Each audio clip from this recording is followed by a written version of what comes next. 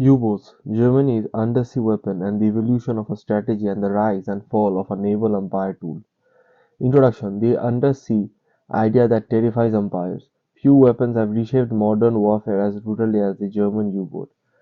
Not because it was the biggest machine of the ocean, not because it attacked what empires actually ran on: trade, logistics, fuel, food, and confidence. A battleship fights another fleet. A submarine fights a nation's bloodstream. A U-boat from undersea boot or undersea boat became Germany's most feared naval instrument during the World War One and World War Two. Its purpose was simple and ruthless: cut Britain's lifelines, collapse its economy, and force it out of the war. Across two global wars, Germany repeatedly returned to the same strategic obsession: commerce destruction, and repeatedly learned the same lesson: early shock works, but systems adapt, and when systems adapt, the weapon that depends on surprise becomes a coffin.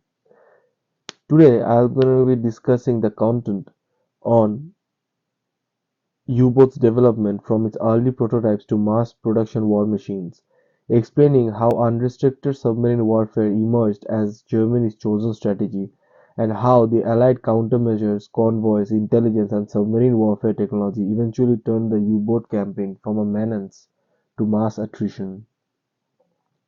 First, let us talk about the origins. Origins from the experimental curiosity to an unwanted naval asset from 1850 to 1914. Germany's submarine story begins long before the World Wars, and it begins the way most revolutions begin, with obsession, experimentation, and failure. Early German submersibles, the primitive age. In 1950, Wilhelm Bauer designed the Brandtauscher, a three-man submersible built in Kiel. It was lost during a test drive on February 1st, 1851, an early reminder that undersea warfare could always demand engineering perfection and punish small mistakes with death. Roughly 15 years later, in 1903, Germania Werft Germania completed the first fully functional German-built submarine, Forel, which Krupp sold to Russia during the Russo-Japanese War. This matters because it shows an early pattern: Germany could bring in the technology, but its political and military leadership still wasn't committed to integrating submarine into strategy. Tirpitz, battles, Tirpitz battleship fixation and Germany's late adoption. At the time, Germany's naval commander Alfred von Tirpitz focused on expensive battleships and the surface fleet. Submarines had no role in this vision. It was not merely a tactical preference, it was a doctrinal blindness. The problem is that Britain's superiority was anchored in sea control and global trade routes. Submarine was perfectly designed to undermine those foundations. Germany only seriously adopted the submarines when forced by industrial momentum. Once Krupp received Russian orders for Karp-class boats, Tirpitz ordered first first German submarine, SMU-1, commissioned on 14th of December 1906. Germany was the last major navy to adopt submarine, an enormous strategic delay. Propulsion, stealth, and the kerosene problem. Early U-boats faced a brutal constraint: underwater propulsion depended on batteries, and surface propulsion depended on engines that also charged those batteries. The U-1 used electric motor, submerged battery powered, courting kerosene engine, surface propulsion, pulse charging. But kerosene had a fatal flaw: visible exhaust. Submarines live and die by stealth. A white exhaust trail is a confession. Germany's transition towards diesel engine because diesel solved the stealth problem, but powerful lightweight diesels took time. The transition era produced inconsistent performance, battery capacity, total weight, energy reliability. Everything was in flux. By the start of the First World War in 1914, Germany had 48 submarines of 13 classes in service or under construction. The tool existed. The question was, would Germany use it as a surgical weapon or as an economic terror engine? World War One: Price rules, unrestricted warfare, and the strategic blowback from 1914 to 1918. World War One proved something foundational. U-boats could reshape naval warfare and national morale, but it also proved something important. A weapon can win battles but still lose the war if it creates bigger enemies. Early operations against warships. The U-boat began attacking the British fleet, and out of which the landmark events could be September 5 of 1914 when SM U-21 sank HMS Pathfinder, first ship sunk by a submarine using a self-propelled torpedo.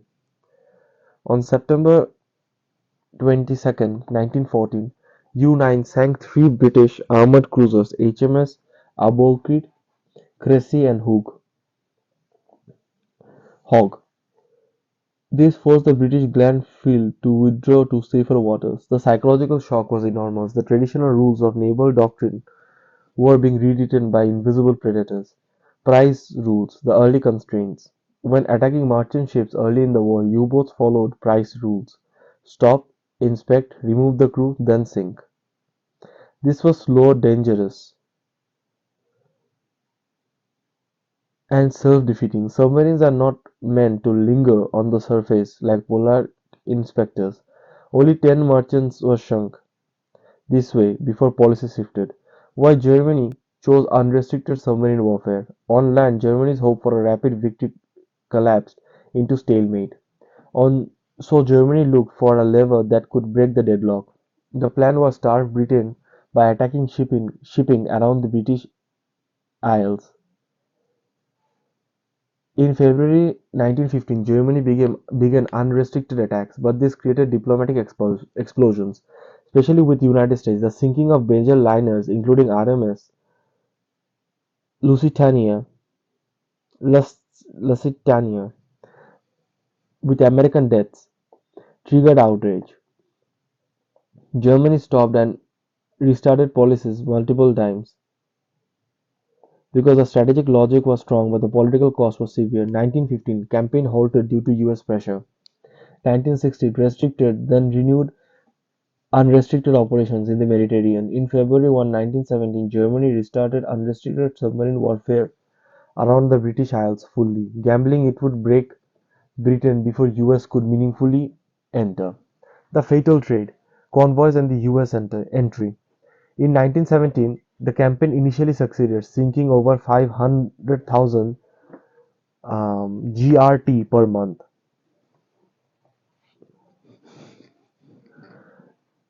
But then the British introduced convoys in August 1917, reducing losses roughly to 300 GRT per month. 300,000 GRT per month. Pardon. This wasn't enough to force Britain out. Meanwhile, unrestricted warfare helped push US into war. On 3rd of February 1917, US severed diplomatic relations. On 6th of April, US declared war. This is the hard truth. German U-boat campaign didn't just fail to win, it contributed to the conditions that ensured final defeat. Losses and output. By the war's end, 373 U-boats were built, out of which 178 were operational or nearly operational at the end. 178 were lost by enemy action. 5,708 merchant and shipping vessels were destroyed, contributing to 11,108,865 GRT. Germany produced elite U-boat aces with staggering sinks total, but the strategic result was still negative. The U-boat campaign became a case study in the difference between tactical success and strategic self-destruction. Interwar years, Versailles restrictions, and the secret continuity program from 1919 to 1939. After World War One, Germany was officially disarmed. Submarines were forbidden, but Germany didn't treat this as defeat. Germany treated it as an obstacle. Treaty of Versailles, the ban. Versailles limited Germany's surface fleet and explicitly forbade construction of submarines. The global was the goal was to permanently destroy Germany's ability to threaten British shipping line. How Germany circumvented the ban. Germany established a submarine design office in the Netherlands, Ingenieurskantoor voor Scheepsbouw (IVS), run by Krupp. It designed and constructed German submarines abroad, keeping German expertise alive and advancing. IVS produced designs across sizes: small 250 ton, medium 500 ton, largely 750 ton. Prototypes built abroad became the DNA of later German types. Finnish Vetehinen-class prototypes for Type 7 Vesico, nearly identical to Type 2, and a Spanish-built large submarine later sold to Turkey. The key point: Germany presented the U-boat lineage continuously. The war ended, the project didn't. Anglo-German Naval Agreement of 1935, legalizing rearmament. Britain negotiated to limit Germany but conceded submarine building parity in tonnage. Germany quickly began commissioning new boats. The Kriegsmarine submarine arm grew. Strategic debates emerged. Donetsk wanted more medium submarine for commerce war. Rieder wanted balanced development, including larger types. 1939, 56 commissioned, 42 operational, and only 22 with enough range for Atlantic operations. Germany entered Second World War with a U-boat force that was still not large enough for the scale of its ambition, but it was technologically and doctrinally ready. Second World War, the Battle of the Atlantic and the limits of the undersea predation. From 1939 to 1945, World War II turned U-boat warfare into a vast system struggle, not just submarine versus ship, but a submarine strategy versus industrial logistics, intelligence, and adaptive defense. Winston Churchill later wrote that the only thing that really frightened him during the war was the U-boat peril. That fear wasn't superstitious, it was rational. Britain's survival depended on merchant shipping, early convoys, and the shift of wolf packs. The, the British began organizing convoys immediately in September 1939. Remembering World War One, U-boats initially attacked convoys on the surface at night. The Wolfpack tactic, multiple submarines coordinating against convoys, who was attempted early but initially failed. France and Norway, the operational breakthrough. The invasion of Norway on April 1940 paused operations, but soon new bases in France and Norway improved U-boat access to the Atlantic. Once Operation Reach improved, Wolfpacks began producing spectacular results. This was called the happy time. The tide turns, Enigma escorts and countermeasures. The British broke into German naval Enigma communications, rerouted convoys away from U-boat concentrations. American escort forces further constrained U-boats. Hitler complicated strategy by diverting submarines to the Arctic and Mediterranean. When the US entered the war, the U-boat operation shifted to the US and Canadian Atlantic coast, where convoys were inadequate. A second happy time emerged. U-boats hunted effectively along the coast, Gulf of Mexico, Caribbean, until defense system matured. The peak and collapse. March 1943 to Black May. The U-boat offensive peaked in March 1943. Two-thirds of ships were sailing in convoys. But Allied countermeasures intensified. By May 1943, U-boat losses outpaced successes. Donetsk stopped the campaign on 24th of May due to heavy losses. This was Black May. This is the structural reality. Once the Allied built a mature anti-submarine system, the U-boat campaign became an attrition trap for Germany. World War II totals: a strategic price paid in steel and blood. By the second by the end of the Second World War, almost 3,000 Allied ships were sunk, 170 warships, 2,825 merchant ships, 1,181 U-boats entered service, 863 executed war patrols, 785 were lost, 222 scuttled by crews, 174 surrendered. 121 scuttled during Operation Deadlight from 1945 to 46. Even if U-boats inflicted massive economic damage, they were ultimately not outproduced, not outdetected, and outsystemed. Sorry, Even if U-boats inflicted massive economic damage, they were ultimately outproduced, outdetected, and outsystemed. Technology design and the U-boat as a machine of endurance. A U-boat was not just a weapon, it was a self-contained environment of pressure, fatigue, and mechanical dependency. Design layout functional brutality.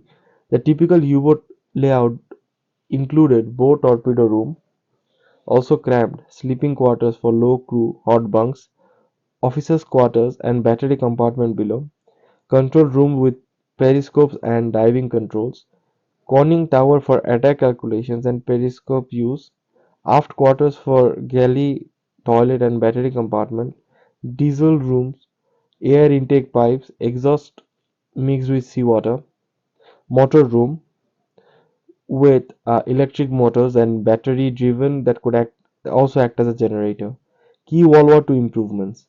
Germany improved hull strength through better alloys and welding, dive times 30 seconds for medium boats, diesel engine power and cruising efficiency, range via saddle tanks, torpedo variety, air-driven G7 and electric G7E.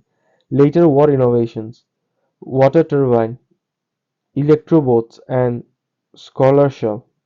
Germany experimented with hydroperoxide air-dependent propulsion, water turbine, achieving high underwater speed but facing source constraints, insufficient hydrogen peroxide production and operational limitations. The Elektroboot concept, Type XX1, repurposed design logic and massive battery power for better submerged performance. Type XX3 followed a coastal version. These were mass-produced via fabricated segments. The Scorsese shell or snorkel allowed diesel running at periscope depth, enabling submerged cruising battery charging, but it also had flaws. Valve issues, speed limits, ear injuries from pressure charges, sonar interference due to engine noise. These innovations show Germany understood the core problem. Submarines were most vulnerable when surfaced. The entire late law engineering push aimed to reduce surface exposure, but it came too late. Classes, the U-boat as a fleet ecosystem. The U-boat arm became a whole ecosystem of specialized type. Type 7, Workhorse, 703 completed. Type 9, Long Range, South Atlantic, Indian Ocean with Japan. Type 14, Milk Cow, resupply boats. Type 10, Mine laying, resupply role. Type 21 or Type 23, Elektrobots that was commissioned later at war. Mid-subs, desperate late-war countermeasures. This specialization signals a mature war machine. Germany wasn't improvising, it was building an industrial submarine doctrine. But it still lost because an enemy built a superior counter system.